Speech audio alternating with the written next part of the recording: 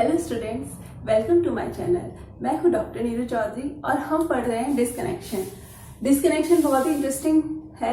मज़ा आ रहा होगा आप लोगों को। होप सो आप लोगों ने कंटिन्यूएशन में इसको पढ़ा है। यकीन मानिए, अगर आप इसको कंटिन्यू पढ़ते हैं तो आपको वास्तव में बहुत मजा आएगा, ठीक है ना। क्योंकि रिएक्शंस को पढ़ने का लिंक जब भी बैठेगा जब हम कंटिन्यूएशन में इसको पढ़ेंगे। तो हम लोगों की गाइडलाइन 5th तक हो चुका है, अब हम गाइडलाइन 6 पढ़ते हैं। देखो, रेगुलरिटी तो सभी, कुछ भी हम पढ़ें तो रेगुलरिटी तो सबसे इम्पोर्टेंट है। तो आप लोग रेगुलरली पढ़ाई कीजिए, क्योंकि एमएससी कर रहे हैं तो ऐसा तो है नहीं कि सिर्फ एमएससी ही कर रहे होंगे। साथ में या तो आप नेट की प्रिपरेशन कर रहे होंगे या अदर कोई कॉम्पिटिशन की प्रिपरेशन कर रहे होंगे, ठीक है। तो इसलिए अच्छे से पढ़िए, सब्जेक्ट आपको आना चाहिए। एमएससी के अंदर अगर आप लोग केमिस्ट्री पढ़ रहे हैं तो इसका मतलब ये है कि आप मास्टर्स कर रहे हैं, और मास्टर्स का मतलब है कि कम से कम हमें सब्जेक्ट तो आए, ठीक है। जो भी हमने पढ़ा है बेसिक, सारी चीजें हमें बेसिक से आए। गाइडलाइन 6 देख लेते हैं। Look forward substituents. हमें क्या करना है, सब्स्टिट्यूएंट्स को देखना है which are difficult to add. कुल मिला के जब हमारे सामने कोई कंपाउंड आता है, हम डिस्कनेक्शन करते हैं, तो ये भी हमें ध्यान रखना है कि जो सब्स्टिट्यूएंट हम डिस्कनेक्ट कर रहे हैं क्या वो फिर से ऐड हो भी सकता है या नहीं। पहले भी मैं आपको एक बार बता चुकी हूँ कि बेंजीन न्यूक्लियोफाइल होती है, किसी और न्यूक्लियोफाइल को हम उस पर ऐड नहीं कर सकते नॉर्मल सिचुएशन के अंदर, अगर सिर्फ बेंजीन रिंग है तो इसलिए हम लोग उन सब्स्टिट्यूएंट को डिस्कनेक्ट बिना किए ऐसा का ऐसे ही एज अ स्टार्टिंग मटेरियल हम लोग उसे यूज कर लेते हैं, ठीक है। आगे देखिए, it is often good strategy not to disconnect these at all but to use starting. हम उसे क्या कर सकते हैं, as a starting material containing the substituent. उस सब्स्टिट्यूएंट के साथ में ही हम उसे यूज कर सकते हैं। जैसे कि मैंने आपको बताया था कि OH और OR जो होता है, हम कोशिश यही करते हैं कि इस तरीके से बेंजीन रिंग के ऊपर लगा हुआ OH ही ले लें या लगा हुआ OR ही ले लें, कुछ भी हो सकता है, मतलब OH OR दोनों में से कुछ भी लगा हुआ हम डायरेक्ट ही यूज कर लें। तो ये हो गई आपकी गाइडलाइन 6। ये केवल बेंजीन रिंग पे एक सब्स्टिट्यूएंट की हमने बात की थी। ये वाली गाइडलाइन हम लोग जब गाइडलाइन हमने 2 पढ़ी थी तो उसके अंदर जब हमने कहा था कि मोर इलेक्ट्रॉन विड्रॉइंग ग्रुप को हम सबसे पहले क्या करते हैं, डिस्कनेक्ट करते हैं डीएक्टिवेटिंग ग्रुप को, तो उसमें मैंने इस तरीके का कंपाउंड जो है वो यूज किया था। आप लोगों को याद होगा या आप लोग अपनी कॉपी में देख सकते हैं। गाइडलाइन 2 के अंदर यहाँ पे था ये NO2, यहाँ पे टर्शियरी ब्यूटाइल ग्रुप लगा हुआ था और यहाँ ये OMe लगा हुआ था। तो मैंने इनको डिस्कनेक्ट किया था, इन सबको डिस्कनेक्ट किया था, लेकिन इस OMe को मैंने डिस्कनेक्ट नहीं किया था। यहाँ पे केवल मैंने इसका फंक्शनल ग्रुप इंटर कन्वर्जन करके इसको OH में कन्वर्ट कर दिया था, क्योंकि मिथाइलेशन कर सकते हैं OH का, ठीक है ना। तो इसलिए हम लोगों ने इसको डायरेक्टली यूज किया था। तो इस गाइडलाइन का यूज हम पहले ही कर चुके हैं, लेकिन ये आपको पता होना चाहिए कि एक गाइडलाइन के अंडर आता है कि अगर कोई सब्स्टिट्यूएंट को इंट्रोड्यूस करना मुश्किल हो तो हम उसे एज अ स्टार्टिंग मटेरियल ही यूज कर लेते हैं। वो बढ़िया स्ट्रेटेजी है। 6 के अंदर गाइडलाइन 6 में क्या है, ये एक तरीके से एक्सटेंशन है गाइडलाइन 6 का। गाइडलाइन 6 में हमने कहा था कि हम जो भी बेंजीन रिंग के ऊपर कुछ सब्सटेंट होते हैं जिनको हम इंट्रोड्यूस कर नहीं सकते, तो हम उन्हें उसी तरीके से यूज कर लेते हैं, as a starting material use कर लें। तो उसी को थोड़ा सा एक्सटेंड किया है कि एक ग्रुप के अलावा उसके साथ में कुछ और भी सब्स्टिट्यूएंट ऐसे हो सकते हैं जो उस पर्टिकुलर एक ग्रुप की प्रेजेंस में हम दूसरे को इंट्रोड्यूस नहीं कर सकते, तो हम उसके अंदर उसको भी डायरेक्टली यूज कर लेते हैं। जैसे कि आप लोग इसको पढ़ के देखिए, one should try to disconnect a molecule in such a way that combination. यहाँ पे क्या है, कॉम्बिनेशन, एक से ज्यादा सब्स्टिट्यूएंट का combination of substituents present in target molecule is also present in readily available starting material, ठीक है। तो इसके अंदर यही कहा है कि हम कॉम्बिनेशंस कुछ ऐसे होते हैं जिनको हम स्टार्टिंग मटेरियल की तरह यूज कर सकते हैं डायरेक्ट, क्योंकि उनको सिंथेसाइज करने में ही हमें प्रॉब्लम आएगी, तो उससे बेटर है कि हम उसे एज अ स्टार्टिंग मटेरियल ही यूज कर लें, ठीक है। जैसे कि कुछ देखिए कंपाउंड्स, सैलिसिलिक एसिड है, तो ये इस तरीके की कुछ कॉम्बिनेशंस हैं जिनको हम अवॉइड करते हैं लैब के अंदर सिंथेसाइज करना, तो हम इसे as a starting material use करते हैं। जैसे सैलिसिलिक एसिड है, एंथ्रानिलिक एसिड है, डायफिनाइल है, ऑर्थोमेटापैराक्रिसॉल है, ओके। तो इन कंपाउंड्स को आप थोड़ा सा ध्यान रखिएगा। केवल ऐसा नहीं है केवल यही है, कुछ और भी हो सकते हैं, लेकिन जनरली जो आते हैं आपके, तो इन कॉम्बिनेशंस को आपको थोड़ा ध्यान रखना है, ठीक है। ये हो गई आपकी गाइडलाइन 7, जिसके अंदर हम एग्जाम्पल देख लेते हैं।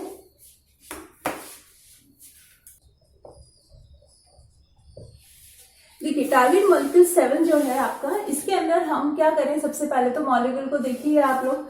तो आपको थोड़ा सा मैंने अभी कहा था कि जो कॉम्बिनेशन मैंने बताया है एटलीस्ट वो तो आपको याद रखने हैं। तो OH और COOH क्या होता है, सैलिसिलिक एसिड होता है, तो ये तो हम डिस्कनेक्ट नहीं करना है। बचा क्या, NH2।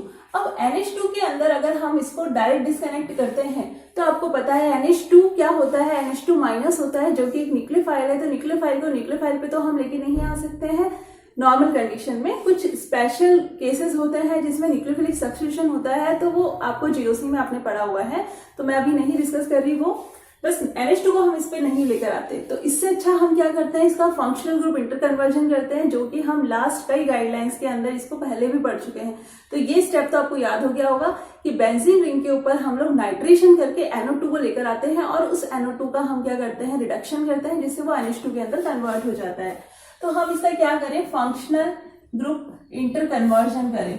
तो फंक्शनल ग्रुप इंटर कन्वर्जन जब हम करेंगे तो इसमें कन्वर्ट हो जाएगा NO2 के अंदर, और ये वाला कॉम्बिनेशन तो हम इसको एज इट इज ही रहने देंगे। तो ये हमें याद रखना है, सैलिसिलिक एसिड हो गया, एंथेनिलिक एसिड हो गया, डायफिनाइल्स हो गया, या ऑर्थोमेटा पैराक्रिसॉल हो गया, एक थैलिक एसिड भी होता है, थैलिक एनाहाइड्राइड भी होता है। ठीक है, ये हमारा बन गया। इसके बाद में अब हम क्या करें, इसको यहां से अब हम इसको डिस्कनेक्ट कर सकते हैं। जब हम इसको डिस्कनेक्ट करेंगे तो ये थ्रू कैसा आया होगा, नाइट्रेशन आया होगा। तो हम यहाँ पे लिख देते हैं नाइट्रेशन। ओके, तो अब क्या बनेगा आपका, ये बन गया आपका स्टार्टिंग मटेरियल। होप सो आपको बात समझ में आ गई होगी। ये टारगेट मॉलिक्यूल था, ये कॉम्बिनेशन हमें डिस्टर्ब नहीं करना, हम इसका फंक्शनल ग्रुप इंटर कन्वर्जन करेंगे, जिससे ये NO2 के अंदर कन्वर्ट हो जाएगा, क्योंकि हम जानते हैं NO2 को रिडक्शन के थ्रू हम इसमें NH2 में कन्वर्ट कर लेंगे, और NO2 को हम बेंजीन रिंग के ऊपर आराम से लेकर आ सकते हैं। अब आप लोग एक बात देखिए कि क्यों लेकर आ सकते हैं। मैंने इसको डिस्कनेक्ट जो किया है वो क्या सोच के किया है, ये OH जो है, OH कैसा होता है, एक्टिवेटिंग ग्रुप होता है। तो ये OH ऑर्थो पैरा डायरेक्टिंग होगा। ऑर्थो पैरा डायरेक्टिंग होगा तो कोई भी यहाँ पर और यहाँ पर आराम से आ सकता है। और इसके साथ में COOH लगा हुआ है। COOH कैसा होता है, मेटा डायरेक्टिंग होता है। मेटा डायरेक्टिंग होता है तो आप देख सकते हैं NO2 कहाँ पर आ रहा है, मेटा पर आ रहा है। तो दोनों ही ग्रुप जो है वो इसको फेवर कर रहे हैं कि NO2 यहाँ पे आराम से इजीली आ सकता है। तो इसका तो लगा ऑर्थो पैरा इफेक्ट, इसका लगा मेटा इफेक्ट। इसका ये तो कैसा है, ऑर्थो पैरा डायरेक्टिंग, और ये कैसा है, मेटा डायरेक्टिंग। तो NO2 यहाँ पे आराम से आ जाएगा। तो फेवरेबल कंडीशन है, बढ़िया डायरेक्ट कर रहे हैं दोनों NO2 को अपनी सही जगह पे ओरिएंटेशन के लिए। तो ये हो गया आपका, यहाँ से नाइट्रेशन करके हम यहाँ पर इसको लेकर आ सकते हैं। तो बिल्कुल सही डिस्कनेक्शन है, हम इस तरीके से इसको डिस्कनेक्ट कर सकते हैं। अब हम इसका देख लेते हैं सिंथेसिस। देखिए सिंथेसिस के लिए क्या करेंगे, हम एज अ स्टार्टिंग मटेरियल इसको यूज करेंगे। सिंथेसिस जब करेंगे तो हमने डायरेक्ट इसको लेंगे। ये क्या है, कुछ कॉमन नेम होते हैं जो आपको धीरे धीरे याद करने हैं अब, ठीक है, क्योंकि आप कोई कॉम्पिटिशन का एग्जाम देंगे तो आप लोगों को देखने को मिलेगा कि कई सारे कॉमन नेम ही यूज किए जाते हैं, ठीक है ना। कोई भी IUPAC नेम या इस तरीके से लिख के नहीं देता। अगर कोई क्वेश्चन पूछता है तो जनरली आपसे कॉमन नेम पूछा जाता है, तो कई बार माइंड में क्लिक नहीं होता। तो उसका एक अच्छा तरीका है कि जब भी आपके सामने आता है आप उसको हाईलाइट करके लिख लीजिए। तो सबसे बढ़िया तरीका होता है मेरे अकॉर्डिंग तो कॉपी के टॉप पे लिख लो, क्योंकि हमेशा हमारी नजर उस पर चली ही जाती है। तो ठीक है, वो बार बार रिवाइज हो जाएगा। तो ये क्या है आपका, सैलिसिलिक एसिड है। कई बार हम इतने ऐसा लगता है कि हमने सुना तो हुआ है पर याद नहीं आता। तो इसीलिए मैं कह रही हूँ कि आप लोग जब भी कॉमन नेम आता है ना, तो उसको थोड़ा ध्यान करके लर्न करने की कोशिश करो कि नहीं ये मुझे याद रखना है, ठीक है। तो ये सैलिसिलिक एसिड है। अब हम इसका क्या करने वाले हैं, नाइट्रेशन करने वाले हैं। और आप लोग याद करिए नाइट्रेटिंग रिएजेंट क्या होता है, HNO3 प्लस H2SO4।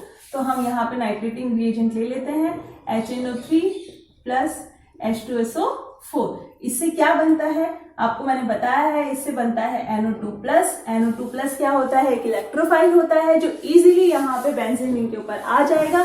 क्यों आ जाएगा, क्योंकि OH का क्या लग रहा है, ऑर्थो पैरा डायरेक्टिंग है ये, तो इजीली प्लस R लग रहा है इसका, जिसकी वजह से ये यहाँ पर आराम से आ सकता है। और ये भी फेवर कर रहा है, क्यों कर रहा है फेवर, क्योंकि ये मेटा डायरेक्टिंग होता है, तो इसके मेटा पर है ये वाली जगह, तो आराम से यहाँ पे NO2 प्लेस हो जाएगा। ये आ गया आपका NO2, ये आ गया आपका COOH और ये OH। अब क्या करना है, हमें इसका रिडक्शन करना है। रिडक्शन जब हम करेंगे तो उसके लिए क्या यूज करेंगे, हम लेते हैं SN कंसंट्रेटेड HCl।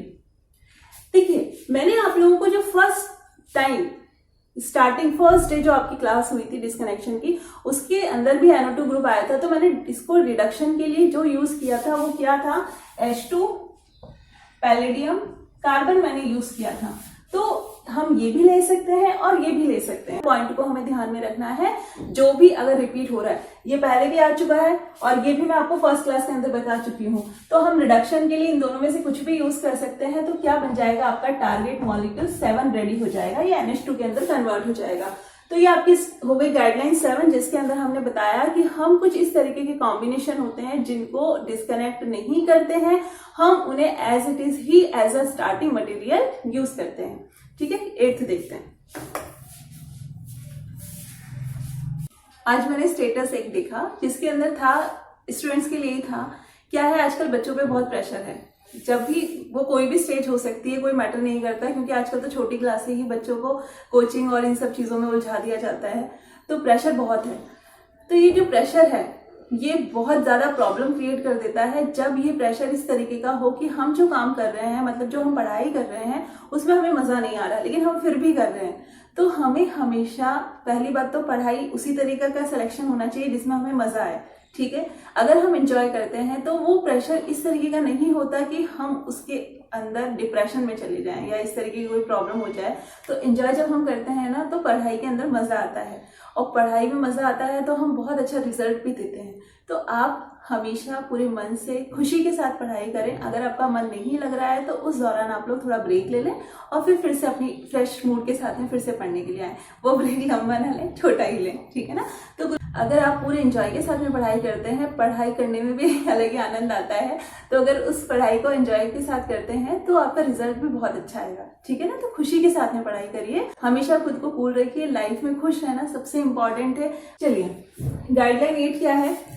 गाइडलाइन 8 के लिए आप लोग थोड़ा सा अपना पीछे 4th नंबर की गाइडलाइन को देखिए। 4th नंबर की गाइडलाइन हमने क्या कहा था, कई बार ऐसा होता है कि अगर हमें कोई सब्स्टिट्यूएंट को ऐड करना है रिंग के ऊपर, तो हम कोई दूसरा फंक्शनल ग्रुप उस पर ऐड करते हैं, जब हमारा काम हो जाता है तो हम उसे रिमूव कर देते हैं। इस तरीके से करते थे।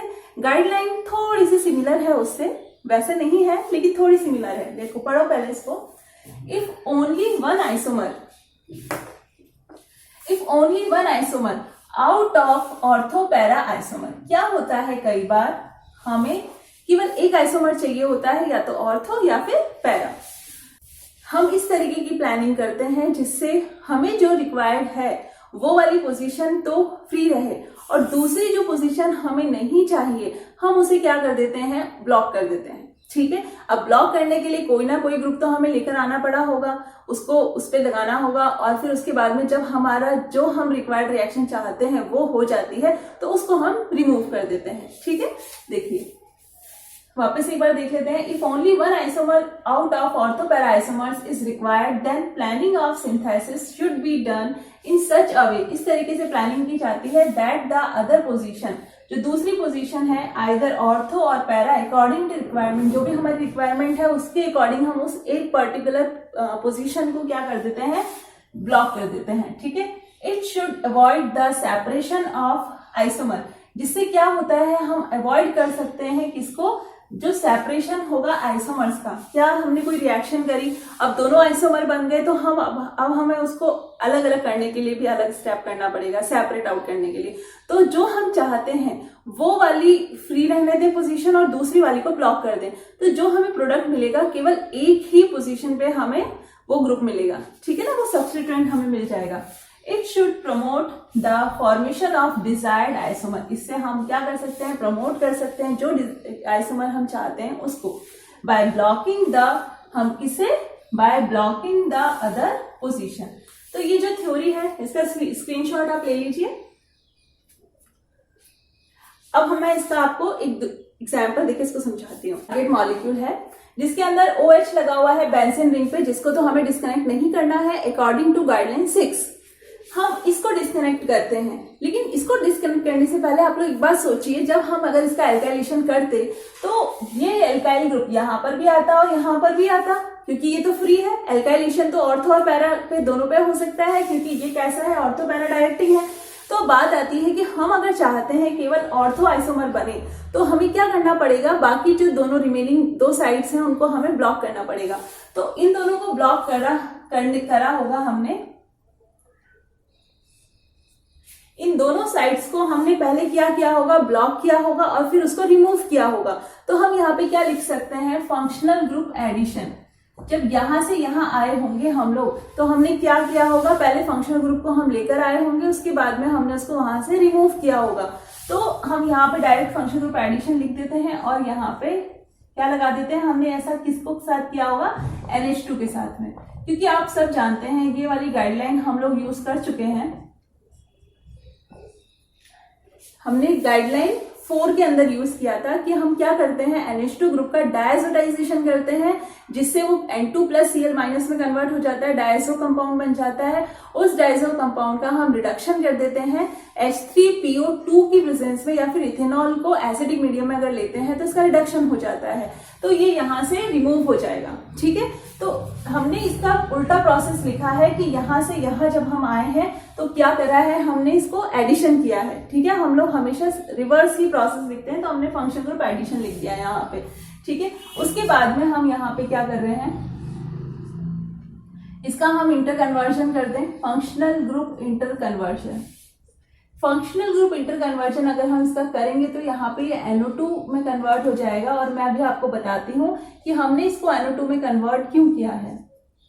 हमने इसको NO2 में कन्वर्ट इसलिए किया है क्योंकि अब हम क्या करने वाले हैं, इस वाले बॉन्ड को डिस्कनेक्ट करने वाले हैं। तो जब हम इस बॉन्ड को डिस्कनेक्ट करेंगे, तो जब हम इसको लेकर आएंगे थ्रू फ्रीडल क्राफ्ट एल्काइलेशन, तो ये यहाँ पर आए, इसके लिए फेवरेबल कंडीशन होनी चाहिए, क्योंकि आपको पता है NH2 जो होता है ऑर्थो पैरा डायरेक्टिंग होता है। तो अगर हम इसको ऐसा ही रहने देते ना, तो यहाँ पर आ जाता, यहाँ पर आ जाता, तो वो हमारे लिए फेवरेबल नहीं होता। हम चाहते हैं कि यहाँ पर आए, तो हमें क्या करना पड़ेगा, इसका फंक्शन ग्रुप इंटर कन्वर्जन करना पड़ेगा, तब जाके ये एल्काइलेशन के लिए फेवरेबल कंडीशन होगी। क्योंकि क्या है, NO2 का क्या लगता है, -R लगता है, इसलिए ये कैसा है, मेटा डायरेक्टिंग है, मेटा डायरेक्टिंग है। और ये क्या है, OH का क्या लगता है, +R, और ये कैसा है, ऑर्थो पैरा डायरेक्टिंग। तो अब आप लोग देखिए NO2 के मेटा पर, ये दोनों ही ग्रुप के मेटा पर है ये एल्काइल ग्रुप, और OH की किस पर है, ऑर्थो पर। तो इजीली कोई भी एल्काइल ग्रुप यहाँ पर आ सकता है, क्योंकि अब उसके पास कोई और चॉइस नहीं है। जो भी कोई ये सब्स्टिट्यूएंट लगे हैं वो सारी सिचुएशन इस तरीके की क्रिएट हो रही है कि केवल इसी जगह पर एल्काइल ग्रुप आ सकता है। ठीक है, तो अब हम इसका क्या कर देते हैं, इस बॉन्ड को डिस्कनेक्ट कर देते हैं, और डिस्कनेक्ट करेंगे तो यहाँ पे क्या लिखेंगे, फ्रीडल क्राफ्ट एल्काइलेशन के थ्रू ये आया होगा, इसलिए हम यहाँ पे लिख देते हैं फ्रीडल क्राफ्ट एल्काइलेशन, और इस बॉन्ड को डिस्कनेक्ट कर देते हैं।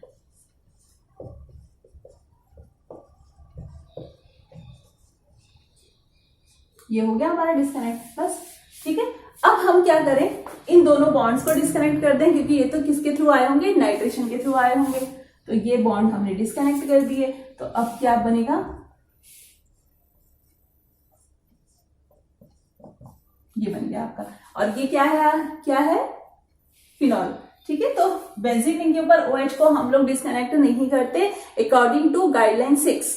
ओके, यहाँ पे हम क्या लिख दें कि ये कैसा आया है, नाइट्रेशन के थ्रू आए थे ये वाले ग्रुप्स, तो हमने इसको इस तरीके से लिख दिया डिस्कनेक्ट करके। तो होप सो आपको ये पूरा समझ में आ गया होगा कि हमने क्या किया है गाइडलाइन 8 के अंदर। हमको चाहिए था एक पर्टिकुलर आइसोमर, तो हम उस पर्टिकुलर आइसोमर के लिए क्या कर रहे थे, बाकी साइट्स को ब्लॉक कर दिया ताकि कोई दूसरा इसका आइसोमर ना बन सके।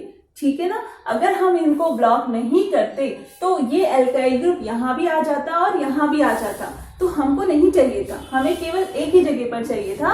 तो हमने क्या किया, इस तरीके से NO2 को हम लेकर आ गए, और ये जो NO2 थे और OH ग्रुप था, ये सारे सब्स्टिट्यूएंट इस एल्काइल को यहाँ पे प्लेस करने के लिए बढ़िया तरीके से उन्होंने ओरिएंटेशन क्रिएट किया है कि ये यहाँ पे ओरिएंटेशन इसका हो गया। ठीक है, तो अब बस इसको डिस्कनेक्ट कर दिया, ये बन गया, इसका हमने इनको डिस्कनेक्ट कर दिया, तो बस जो हमने लगाए थे उनको बाय बाय कर दिया। जैसे हमने फोर्थ गाइडलाइन के अंदर किया था, जिसका काम था तो हमने उसको लगाया और जब हमारा काम हो गया तो हमने उसको हटा दिया। ऐसा फोर्थ गाइडलाइन में भी हमने किया था, लेकिन वो डिफरेंट पर्पस था, यहाँ डिफरेंट पर्पस है। ठीक है, अब हम इसका सिंथेसिस देख लेते हैं। सिंथेसिस करने के लिए हमारा ये फिनॉल तैयार हुआ था, तो ऐसा स्टार्टिंग मटेरियल हम इसे यूज कर रहे हैं। अब हमें इसमें क्या करना है, नाइट्रेशन करना है, ठीक है ना। और नाइट्रेशन के लिए जो नाइट्रेटिंग एजेंट यूज किया जाता है, क्या किया जाता है, थोड़ा रिकॉल करो। HNO3 H2SO4, HNO3 plus H2SO4, ठीक है। इससे क्या हो जाएगा, रिंग के ऊपर नाइट्रेशन हो जाएगा।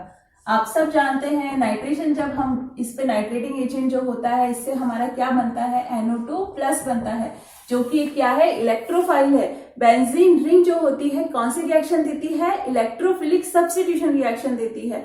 ओके, तो इस तरीके से हम लोग क्या करते हैं, इस पे नाइट्रेशन करते हैं, जिससे क्या आ जाता है हमारा यहाँ पे NO2 और यहाँ पे NO2, मतलब ऑर्थो और पैरा के ऊपर क्या आ जाता है, NO2 ग्रुप आ जाता है, क्योंकि OH ग्रुप कैसा है, जिसका प्लस आर इफेक्ट लगता है, जो कि ऑर्थो पैरा डायरेक्टिंग होता है। ठीक है, मैं आप लोगों को क्लास सेकंड के अंदर ही बता चुकी हूँ कि हम किस तरीके से देखते हैं बेंजीन रिंग के ऊपर जो ग्रुप लगे हुए हैं उनका प्लस आर लग रहा है या माइनस आर लग रहा है। तो इसलिए मैंने आपसे कहा है कि क्लासेस को पूरा कंटिन्यूशन में देखिए, तभी आप लोग इसको प्रॉपर तरीके से समझ पाएंगे। ठीक है ना, तो ये हो गया आपका एक कंपाउंड, जिसके अंदर हम क्या कर सकते हैं, फ्रीडल क्राफ्ट एल्काइलेशन कर सकते हैं, फ्रीडल क्राफ्ट एल्काइलेशन कर सकते हैं। और फ्रीडल क्राफ्ट एल्काइलेशन के लिए जो हम लेंगे वो इस तरीके से एल्काइल हैलाइड लेंगे, और साथ में क्या लेते हैं, याद करिए, लुईस एसिड लेते हैं। और जनरली जो हम लोग यूज करते हैं वो AlCl3 है, जिससे क्या होगा, यहाँ पे एल्काइलेशन हो जाएगा।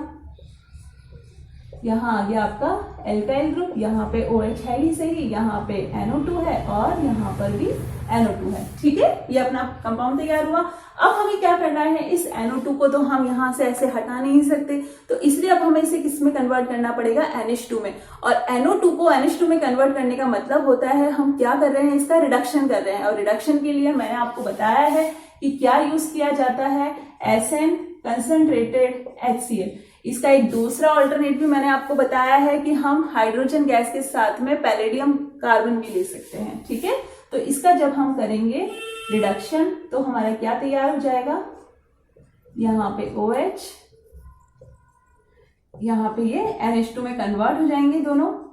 रिडक्शन हो गया इसका, क्योंकि रिडक्शन करने के बाद में जब NH2 बनता है तो हम इसका क्या कर सकते हैं, डायएजोटाइजेशन कर सकते हैं। डायएजोटाइजेशन के लिए जो हम यूज में लेते हैं वो क्या है, NaNO2 HCl।